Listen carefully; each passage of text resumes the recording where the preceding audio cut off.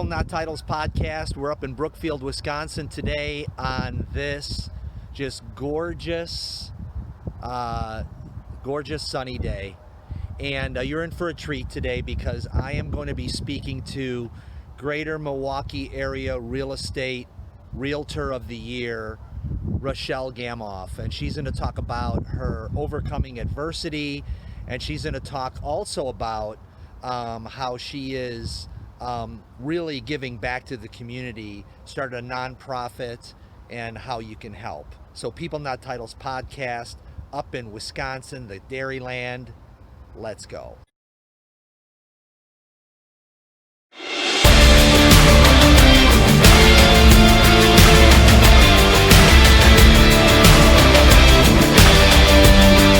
Hello everyone, my name is Steve Kemp and we're with the People Not Titles podcast, and I am so pleased today to be in Brookfield, Wisconsin at the Land Trust offices, and I am with fantastic broker owner Rochelle Gamauf. So Rochelle, thank you for coming to talk with us today, and we're so excited to hear your story. Thanks for having me. You're welcome. So Rochelle, you are a seasoned real estate professional, but you weren't always a seasoned professional, right? Tell us, how did you get started in real estate? Actually started off in 2000. I worked for a property management company, Okay. and so that's how I got introduced to real estate. And I had a friend at that company and was like, oh, we should do appraisals. So got my appraisal license, became a certified appraiser. So I did that up until 2008. Okay. That magical year. Right? Yeah. That So you were wonderful year. appraising all through the refi boom and the rate drop and the crazy real estate boom and all that kind of thing. Absolutely, You yeah. saw all the tricks and gimmicks. Yeah, and you know, it was the lending practices Yes. back then Yes. were very crazy, and it became 2008, and that's the year I lost all my clients, if you remember Yeah. correctly. Oh, I do. I was Yeah. there. Yeah. And I had about 10 people working for me. So you had your own appraisal firm. You had appraisers Yes. on the street. All that. Yes. Fantastic. Good for you. And I had to downsize completely because actually I had banks that I was doing business with, mortgage companies close, Yep. and therefore owed me thousands of Mhm, dollars mhm. that I already paid out to other people, Yeah. to my It was a domino appraisers effect. for doing that work. And so I've learned a lot, you know, because you have to take every single lesson that you learn in life and Mhm. go, okay, what can I do better? What can I do differently? I love that. Yeah. I had my husband working for me and trained him. So your family was all in. Yeah, so we had two incomes driven upon the same thing. Uh-huh. And then, you Then know. it happened. So, you know, I was there in that period of time, and I bet you felt like, oh, it's going to turn around in any moment. It's going to come back. But it never did, right? Yeah, I'm a very optimistic Yeah, person. yeah. You know, and Try it to was keep hard. people on and all that kind of thing. Maybe too long. Yes, maybe too long. Maybe too long, Yeah. and holding on that hope. And so. What was your biggest lesson? I mean, I know it was painful, and the classrooms that teach us are not the ones we choose all the time, right? Mm-hmm. So what was your biggest lesson coming out of that? Or a few of them, anyway. I always had the desire to help others. Mm-hmm. And I think it started back then too. Like help others, you know, like get to where they want to be. That was an appraiser Mhm. back then. That was an appraiser. Now it's agents. So you didn't have a scarcity mentality, like I'm the appraiser, I don't want to share my knowledge with other people. You were planting seeds and sowing and Right. building people up and attracting people to the industry and all Right. And it was very a vulnerable state too, because if I'm sharing and I'm giving up all the time that I have that. invested You in could be earning someone, money. I'm helping out my competition. Yeah. And that's exactly what happened in 2008 for us. Mm-hmm. My appraisers left, they opened up their own firms. It didn't matter how much experience you had then. Mm-hmm. It mattered on how fast you could do the appraisal, Yes. and And for how you were much saddled less. with, you were caught in a bad position because you were saddled with these monies that were due you already paid them out, and so they were in a much better position just to move on, and you Right. were kind of left holding the bag. Right, exactly. And, the few of them became my instant competition because it really didn't even matter your experience level. Yeah. And one of the things that I really liked back then was being able to market myself. Okay. That's like kind of the joy I had. I would, uh, talk to a lot of loan officers back Build then. relationships. Build relationships, and then it all became a crashing halt because my relationships didn't matter. Yes. And it became a third party, company that took over the appraisal industry. So I, going through, yes, times were rough, and having two incomes driven upon the same thing. Did you have kids at home? I have three. Oh, you have 3 kids. I have 3 kids. That's stressful too. Now they're all adults, Yeah. but back then they were kids. Yeah.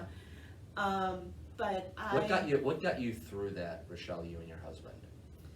I think it was still the desire. Like, I always learned to wake up and it's a new day. No matter how stressful any situation is, tomorrow's a new day. And so I've always had that mentality of, okay, well, if life gives you this, what are you going to do with it? What are you going to learn, lessons you're going to learn throughout the time? And I've always been like a business person, obviously because I've owned a couple of companies. Yeah. So I had a friend that I was networking with, and she was in real estate, and she's like, you should really try real estate. And so I was like, well, I can market myself. I can do some of the things. I like showing houses. There's a lot of knowledge that you have from the appraisal side that can help you really bring value to the consumer, right, as a broker? I feel it's a very trusted Totally. field, Yeah. too. Yeah. You gain that instant trust with my clients, and just being able to have that experience. So what year did you become a broker?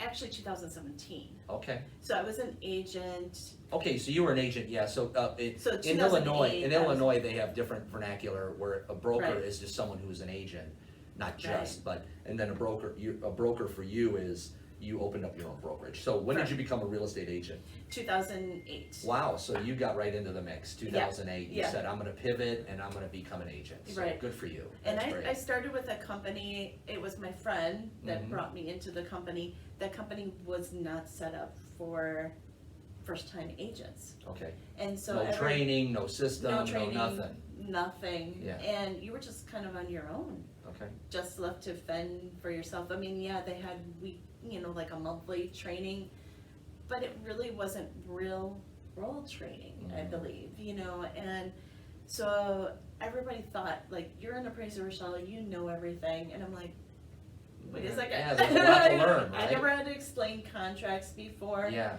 So I learned this industry by doing. And I feel that that's my passion. That's why I became a broker, is that it can be done in a shorter way. You really need to find someone, if you're an agent, with a broker that can help you out and teach you things, so you don't have to go through the learning lessons in life that I did. That's great. I'm a big believer that you perfect your process by production. So in other words, you learn by the doing, and then get better at the doing by doing, Yeah. and just perfect it. So that's great. So you just started right away, and we're like, okay, forget how everyone else does it. I'm going to figure out how I'm going to do it and what fits for me. Right. And back then I did talk to a lot of top producers, went with a team. So you started with a team? I didn't start with a team. Okay. I started off on my own. Okay. And then I went to a team because, I just felt like that was the Good way progression to- that yeah. I needed to kind of learn. Realizing that every realtor has their own style of doing things. And that wasn't my style with a team setting. Sure. So then I knew that, going off being a sole agent was what I needed to do. So you were with Berkshire Hathaway when you were on the team? No, I was at Realty Executives. Okay, Realty Executives, and then you went to Berkshire after that? No, actually. Okay, sorry. I thought that, I was kind of always in search of grass is greener somewhere Sure, else. sure. Trying to improve yourself, right? Right, and also fees were important to me too. Because you're your own business person, bottom line is important, profitability, being Right. able to invest it in yourself, marketing, whatever. Right, and when you first start off, it's a roller coaster. Yep. You get extreme highs and you get extreme lows, and so fees per month was very important to me because I started investing very early on in Zillow, and I So was you did kind of Zillow one of- leads I out of was the one gate. of the first couple Good for you. agents that did Zillow, and my friends that were realtors They're like, that you're crazy. yeah, just tell me how it was. Like, you do it, you risk your money, Mhm. and then you report back to me. And that's what I did. Mm. And then I was like, okay, well, Why am I going to report back to them? right, why am I gonna, you know, Yeah. and along the way, you know, like I did Zillow, I did Realtor.com, I did all the major sites, and, you know, I saw my leads go down every single month and the fees go up. Wow. And as a business person, you're like, wow. Something's not adding up. Yeah, because it almost, I feel, became a drug.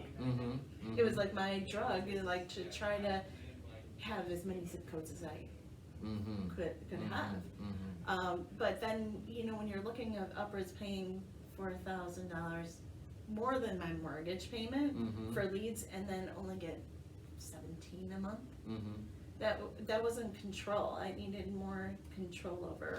So when did you start buying Zillow leads? What year was that?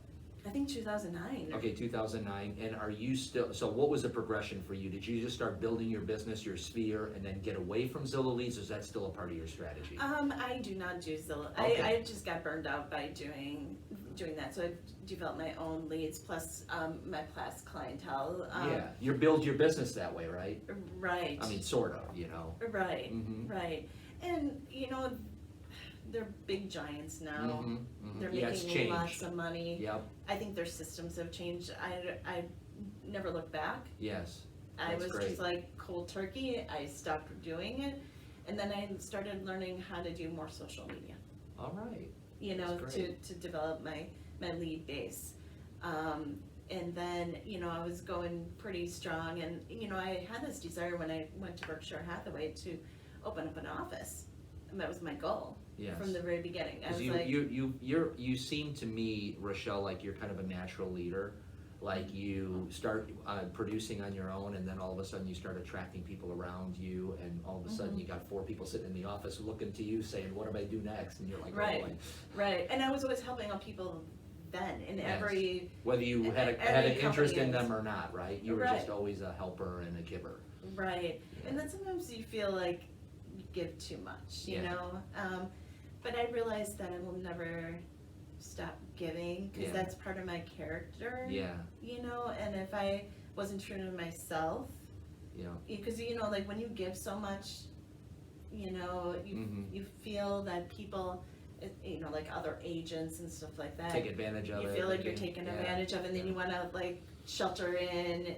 And I just learned to, I'm gonna be myself. Yeah, You know, I'm gonna That's help great. out other people. good for you. And so when I started with Berkshire Hathaway, my goal was to open up an office. And I was like, I'm giving it 2 years. And I did.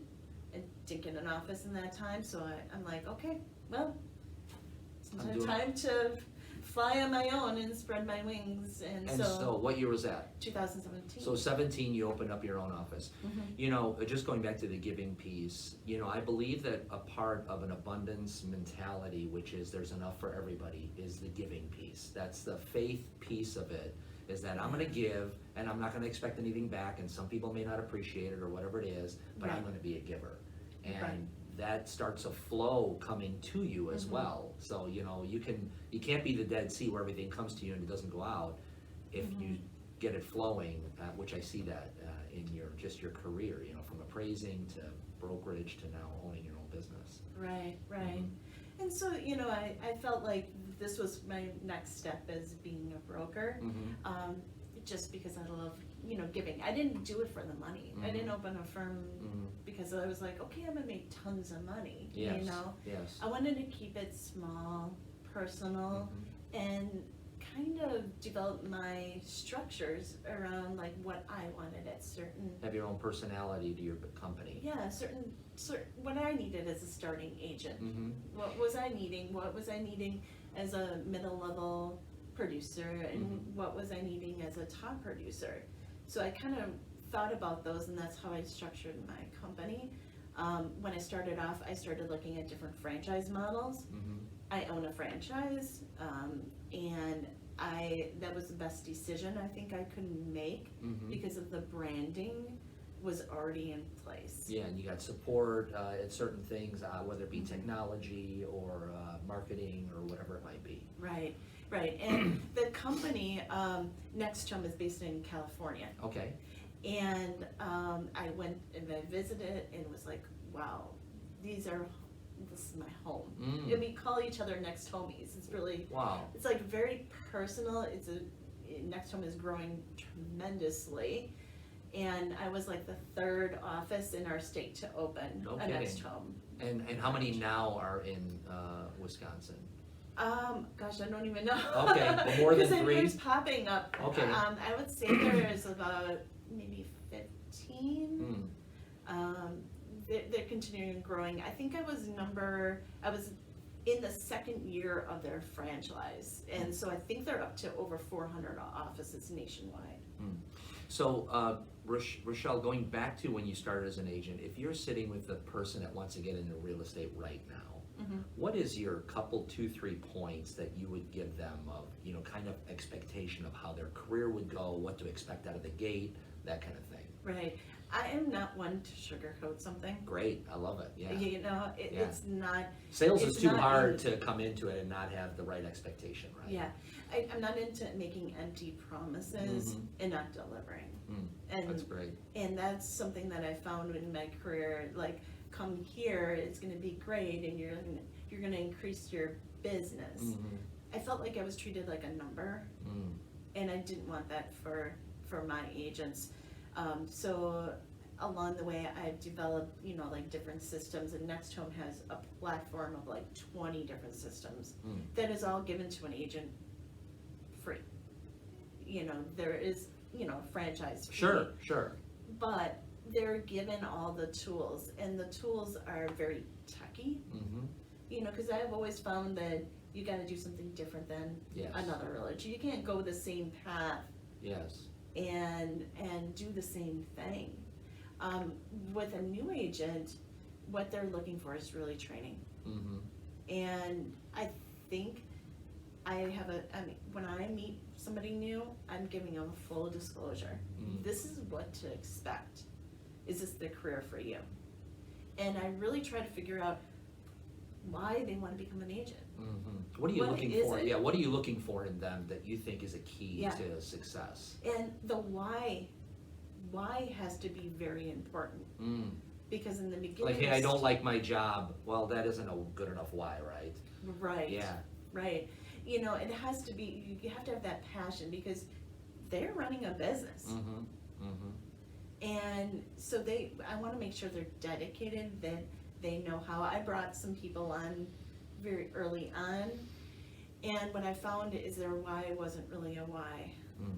Their why was they thought, okay, it's going to be a great money maker, I'm going to make tons of money, and they didn't want to put forth that effort.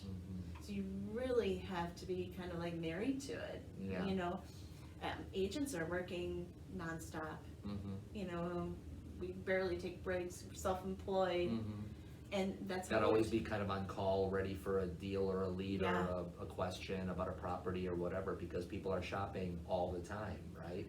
Right, and you never know, and it's almost like that instant gratification now with our clients. Like, you've got to be on top of it. They're expecting you to call, otherwise they'll go to the next person. So I also feel like developing a value proposition has to be key. And do you think is that personal, like your own personal, why use me, your own personal brand type of thing? Right. Okay. Well, and Next Home we have another tagline. It's called Humans Over Houses. Wow. And People, not titles. That's it's So how about blowing that? up Yeah. nationwide. Yeah. If you really searched down the meaning of what that actually means. People are not a number to me. It's that human part. And that human part is so relevant in today's world. Absolutely. Right. Yeah. You have to be there. That people are buying their biggest transaction ever. And it might not be as big amount to you, but I treat everybody the same if you're 50,000 to $1 million, Yeah. And I think that along the way, it's that human aspect, and I've taken that to heart because actually, 2019. Yep. Well, let's get into that. You had Yeah, a difficult health I year, was right? going really good until 2019. It was almost 2 years ago. And I was kind of brought to my knees. I had a health scare. That health scare had lasted throughout the whole year, with surgeries and many ER visits, many doctor visits. The term "I couldn't breathe" was relevant in my vocabulary. It was very hard for me to even walk into a house to show it. Wow. And so I thought, okay, in 2019, or 2020, the new year, this year, I started getting better health-wise. It was so bad that I couldn't move my body when this happened, but my mind was thinking. And I'm always a thinker. And so I was thinking, I was on the floor, couldn't move my body, and I'm like, okay, this year is going to be, I'm going to focus on health. Because I kind of given that up when you're a top producer. Yeah. It's about everybody else. Yeah. So this is a year for you to get back in balance. Yes. And I thought it was just like, okay, it's just my time. I really need to spend time on myself. And so I did take that almost a year to kind of recoup. And what are some of the steps you took to regain your health, Rochelle? What was key for you? Just rest, time, diet? Well, I couldn't, it was like almost like I was bedridden. So mentally. you were forced to rest. Someone Yes. was saying, time Yes, for you to lay forced- down a little bit. Right? Yeah. And I've never been forced to rest. I'm a go-getter. I'm like Yep. a million different directions. I was forced to rest and think. And, at one point I was given my results by a piece of paper. And I sat there and I thought, because that's the only thing I could do at that point in time, was how many times did we give our consumer something or mention terminology in real estate and they have no clue what we're talking about. And treat them like, I'm moving on to the next deal, here's your documents, time to go, type of thing. I got another appointment. Yeah, so then I was remembering thinking, I gotta be more personalized, because if I say appraisal to somebody that's a first-time home buyer, they have no clue what that means. And I'm thinking, they should know that terminology. But I think it's really taking it down a level and walking through the process with everyone. Rochelle, I'm struck by how you take everything, good or bad, and use it for a life teaching moment for yourself. That's really, that's a great takeaway. Right. Yeah. And I started going back to the gym, and then COVID hit. I was actually in a 60-day challenge at that point in time, and I was starting to gain my strength, and then COVID hit. So I was like, okay, what do you do next, right? What is your pivot point? Well, my brain is, like I said, never stops thinking, So I was like, okay, I'm still gonna try to run outside. My goal was to do 2 miles. Wow, good for you. So I went from like couch potato mode to trying to run a 2 mile. Good for you. So that was my goal, and that's what I finished off the challenge, even though it didn't exist at the gym. Yes. And then that first week of COVID, everybody was on Zoom calls, right? Yep. And I was on a corporate Zoom call, and the words, because everybody's kind of freaking out in their head, and they were thinking, what do I do next? Should I just sit in my wait for things to kitchen clear and eat up? a bunch Yeah. of things, right? Right.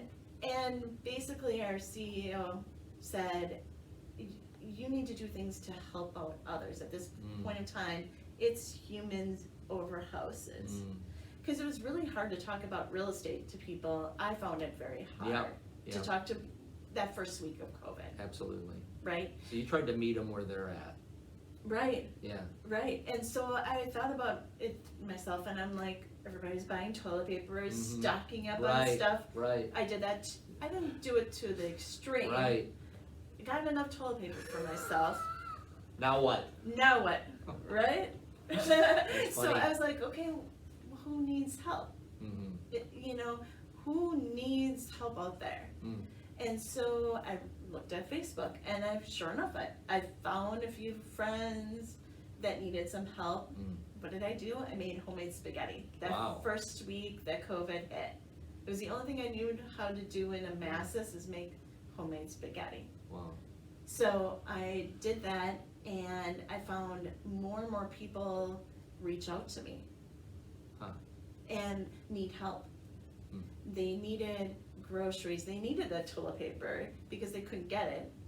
So they were already in need right in the first week of COVID. It started snowballing and like gradually going and doing more for the community. And I felt like, you know what, maybe my time, maybe my calling right now is that humans over houses aspect. The community has trusted me in real estate. Now it's time for me to give back to the community, and this was the best way I knew how. It's just creating a program where families were being fed. Yeah, and again, mother of 3. Yes. Nobody goes hungry in my household. Right. Like I feed everybody. I entertain That's people. the way you love up on people, right? Is right? Feed them. Yeah. Yeah. I no one goes hungry in my household. We have too much food, you know. Yes. And so I really took to heart, and I actually started a nonprofit during this time.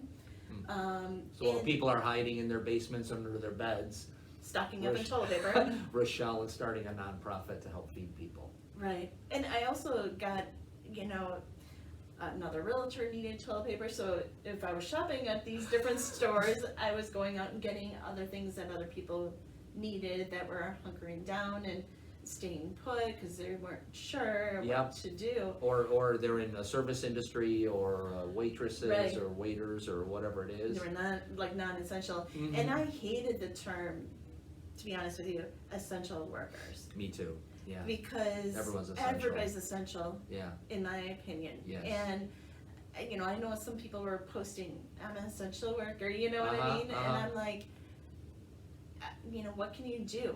Yeah. You're set. I looked at my situation. I have enough toilet paper. I have enough food. Let's give. People are buying homes. People are selling homes. I've got business. Right. How can I translate this into something that is leveraging for the community? Right. And I think also taking to heart relationships. Because during this time, right now we're on our 49th week of service, delivering food every single week. And so how many people are a part of this, Rochelle? Altogether, oh my gosh, I don't even know anymore because it's a master organization plan that I have, and it just got a little bit more intense because now I looked at some of the families we've been helping out for 49 weeks. They need help with gifts. So just in the last few days, I've added 5 new families to my list. How many families do you have on the list right now? 35. You have 35 families that you're providing meals for?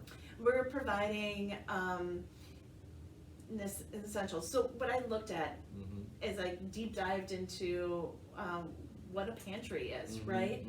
What is going wrong in a pantry? Well, the people that I'm serving are the ones that can't get to a pantry. They don't have means, they don't have the transportation. Also, the pantries are not a choice pantry, so which means that they get a box of food. What if your kids don't eat that food? You know? You have a certain dietary situation or whatever. Right, it's not specific to what they need. They need more specific things. So what I did during this time is I developed I developed a bot. And the bot is like attached to my messenger, and it goes through and it automatically goes, okay, what do you need this week? So I do weekly surveys, and we provide families with exactly the food that they need and not wasting food that they don't need. So, You're warming my heart, Rochelle. It's really amazing. It's so Yeah. fantastic. yeah, and I mean, like in the last few God days, bless like I you. said, I think I have 42 kids within our families. I have sponsors right now for 37 of them. So you have other people that step up and go, I'll take a family. Yes. Yes. And do they deliver the food themselves, or do you- No, Okay, no, it doesn't. They're not. It's not But like. they volunteers. yeah. Sometimes they volunteer and Okay. so So they do. You guys do the shopping. You do the delivery. Just wow. Wow, yeah, Rochelle. I do the shopping. I do the getting everything the family needs. Friday I do deliveries, and so then I meet each delivery driver. So when you ask me how many volunteers Yeah. I have no clue Wow. because it Yeah. just Doesn't even matter anymore. right. It just matters on okay, who can take this to this family, who can drive to this family. Okay. So Rochelle, how do people who see this, if they want to help, how do they help? What's the Well, best way to help? I have 3 different ways that they can help. Okay. We always need non-perishable food items, desperate need of diapers, any size right So now. like, go out, buy diapers, deliver them to you. Yes, Message you on Facebook. We also have an Amazon wish list too. Oh, okay. So if they don't feel comfortable shopping, they can Yeah. have it delivered to us. We have a website. I'm sorry, our name of our group is Southeast Wisconsin Emergency Support Group. Wow. I started with a Facebook account. Okay, we'll have that in our show notes as Yeah. well. And then we also have a website where people can go to and donate. They can kind of see a little bit more about what we're doing. And that is sewiesg.org. We also have a texting feature too, which is kind of cool. I'm a tech person. Yeah. So if you could, it's 833-319-0722. You can text the word give. And then it asks you to put in a dollar amount that you wish to give. When I get money donations, 98 to 99% of those funds are going right back into the community. It's different than other nonprofits. Yeah, you get right to it. You know, I know some nonprofits, after all the fat cats get their salary and their Bordeaux wines, 2% trickles down to whoever and whatever, Right. So Right. that's fantastic. That's great. Right, and it's just it's kind of refreshing because I've taken on some of the expenses like the taxes and the since we're a nonprofit status, we can give people proper receipts for their donations Yep. as well. Right now I'm just looking at my notes here. So each week we give out 300 pounds of food Wow. every week. Wow. And That's great. so sometimes it might be a meal, but it's not a cooked meal. So I go out and buy each individual It's not always items. spaghetti Yeah, right. anymore. Right. But that's the way it starts, right? You start small with the first act of giving, and you're like, then you keep going down the road. It's nothing grandiose about it, right? It's probably just slow, gradual, and it just starts to snowball. Right. And now 35, 42 families are saying, I can't imagine missing a meal, and you've brought them through this time. Right. That's amazing. Right. And the families have been extremely grateful. I can't and imagine. Hearing their story, some of the people never even know where to go to get resources. Yeah. This is the first time. It's probably hard for them in to their reach life. out, right? That they're like, Yeah. hey, I've never done this before. What do I do? And you're there saying, Right. I And got there's you. no judgment. Yeah, There's- absolutely. There's respect and there's an understanding. And you were probably in the 2008, there was probably a time where you were maybe worried about, oops, how am I going to feed my family, right? Right. And so you can identify out of that pain with these people that really have hit the bottom. Right. And I think it's made me, I guess when I look at it, I'm getting, even though I'm giving, I'm getting so much in return. Yes. I look at that and I go, what have I learned? Yeah. Well, I've been on TV twice. Mhm. I never thought, I'm not a person Yeah, to do videos and Right. public speaking ever in my life. right.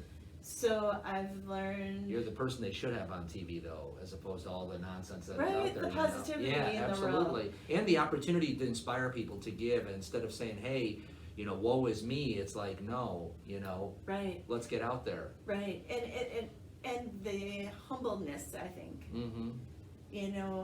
I've learned just in my hometown that there's 40 homeless people, and they weren't getting fed on Sundays. The centers were closed, and so we started feeding them hot dogs on Sundays. But there's only so much I can do, you know what I mean? Yeah. I'm only one person, Yeah. so I need more people that want to be step up and part do it. of our organization, that want to take a lead in that, or want to help with volunteers, or want to volunteer themselves to drive, Yes. some gifts and stuff for the holidays. Deliveries. We're also in desperate need of finding a kind of a place, either temporary or permanent, to be able to have all our Delivery stuff in center, one place. yeah, warehouse, whatever it is. And my gosh, I'm sure there's some vacant spaces right now, you know what I mean? Right. Yeah, I'm in desperate need because okay, I really need a place that I can store stuff, and we're in Brookfield now, Rochelle. Where are you? Where's your hometown? Waukesha. Okay, Waukesha, Right. fantastic. And basically our families that we serve are anywhere from Bayview all the way to Sullivan, Jefferson County. So that's a huge territory. We go all the way to like Good Hope, all the way down to Oak Creek. Yeah, and these are places where there are $1 million homes and all this, and then a lot of people sitting in their little bubble probably can't even imagine that there are people right in their neighborhoods that are struggling and Right. hurting. Right, and one of the families that really touched my heart, she actually is helping out, well, she has 2 autistic children, and they're adults, and she was their caregiver. So she wasn't out there making a living, she was taking care of her 2 autistic children. Her fiance was coming home, she was set to be married this year. And her fiance was coming home and got into a severe car accident. And basically he might get his right leg amputated. So he is unable to get work. He still had not gotten disability. So this is a family in a real pinch. Right, and kind of desperate needs. Yeah. I mean, they tried other sources. I'm not their end all. Yeah, but you're I something. provide them stuff, Yeah. some things. I mean, one bag of groceries is not gonna last No. a family for a long term. So I feel like a supplement. Yeah, but knowing someone cares is really so important, and so keeps your fire of hope burning, doesn't it? Right. It's that human. Yeah. And I feel that 2020, we don't have much of that human to human interaction. Some people are worried about themselves, so I really urge people to take a look at themselves. Do they have enough food? Do they have enough toilet paper? Do they have it in their heart to give? Yeah, so appreciation for what you have, and then try to build off it and give a little bit of something that you have out of your abundance. Absolutely. And it's exciting and nerve-wracking at the same time, but this year I was voted on by my peers and nominated for a Realtor of the Year. Wow. Or awarded Realtor of the Year. Congratulations, that's fantastic. I had tears in my eyes because I didn't even know that I was up for a nomination. Yeah. It was totally out of the blue That's great. and totally, Yeah. I was speechless. Wow, and is that out of, for the real estate organization here? What's the name of the organization? The Greater Milwaukee Association of Realtors. Greater Milwaukee Association of Realtors. GMAR. Yeah, GMAR, is yeah. what we call it for That's, short. So congratulations, well deserved. So Rochelle, let's just kind of, in wrapping up, tell me about your vision for 2021 for your company, and then even for this nonprofit. What are you hoping for?